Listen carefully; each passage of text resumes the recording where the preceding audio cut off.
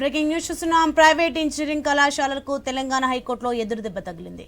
ఫీజులు పెంచుకునేందుకు అనుమతి ఇవ్వాలన్న కాలేజీల అభ్యర్థనను తిరస్కరించింది. ఫీజుల పెంపు కోసం ఇచ్చిన వినతులపై టీఏఎఫ్ఆర్సీ నిర్ణయం తీసుకోవాలని ఆదేశించింది. 6 వారాల్లో నిర్ణయం తీసుకుని ప్రభుత్వానికి ప్రతిపాదనలు పంపాలని సూచించింది. ప్రభుత్వం తీసుకునే తుది నిర్ణయంపైనే ఫీజుల పెంపు ఆధారపడి ఉంటుందని స్పష్టం చేసింది. రైట్, ఇదే అంశానికి సంబంధించి మరింత సమాచారం మా ప్రతినిధి ప్రవీణ్ ఫోన్ లైన్ లో అందిస్తారు. ఎస్ ప్రవీణ్.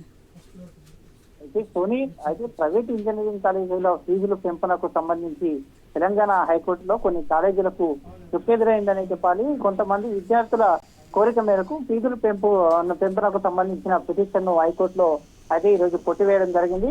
కొన్ని ప్రైవేట్ ఇంజనీరింగ్ కాలేజీలు తమ ఫీజులను పెంచడానికి తెలంగాణ ప్రభుత్వానికి విజ్ఞప్తి చేశాయి. కానీ ప్రభుత్వం దానిని మాత్రం తిరస్కరించినట్టుగా తెలుస్తుంది. అయితే కొన్ని కాలేజీలు ఈ తిరస్కరణను సవాలు చేస్తూ హైకోర్టులో పిటిషన్ కూడా దాఖలు చేశాయి. హైకోర్టులో ఈ పిటిషన్లను కొట్టివేస్తూ ఫీజుల పెంపునకు అనుమతి ఇవ్వకుండా ఆదేశాలు కూడా జారీ చేసింది. ఫీజుల కమిటీ నియంత్రణ కమిటీ ఏదైతే ఉంటుందో ఆ ఫీజుల నియంత్రణ కమిటీకి కూడా ఆదేశాలు జారీ చేస్తూ ఫీజులు పెంచరాదనే ఒక ఆదేశం కూడా జారీ చేసినట్టుగా తెలుస్తుంది.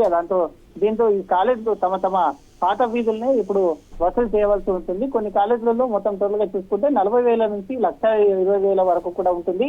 అయితే ఫీజుల పెంపునకు కూడా ప్రైవేటు కాలేజీలు అయితే ప్రభుత్వానికి కోరిన నేపథ్యంలో ప్రభుత్వం దీన్ని తిరస్కరించిన నేపథ్యంలో హైకోర్టుకు వెళ్లారు. హైకోర్టుకు వెళ్లిన క్రమంలో హైకోర్టు కూడా దీన్ని తిరస్కరించడంతో పాత పద్ధతిని అవలంబించాలని కూడా అయితే ఫీజుల నియంత్రణకు కూడా ఒక ఆదేశాలు జారీ అయ్యాయి. కాబట్టి ఈ యొక్క ఇంజనీరింగ్ కాలేజ్ రాష్ట్ర వ్యాప్తంగా ఉన్నటువంటి మొత్తం ఇంజనీరింగ్ కాలేజ్ లో కూడా ప్రైవేట్ ఫీజులని వసూలు చేసేదిగా కొనసాగుతుంది.